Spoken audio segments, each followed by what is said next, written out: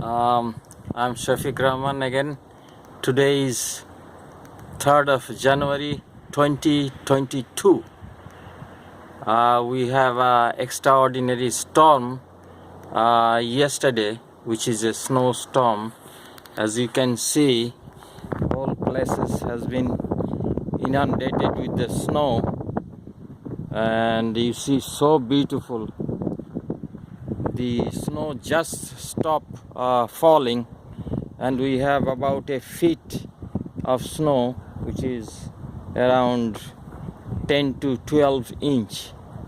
As you can see, it's just snow covered, so beautiful.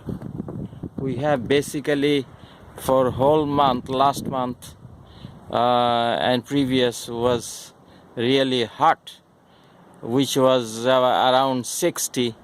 Day before yesterday was 65, and before that was sometimes go 75. Christmas Day was 85. So this is very unusual. I'm at my Washington DC apartment. As you can see, people are walking.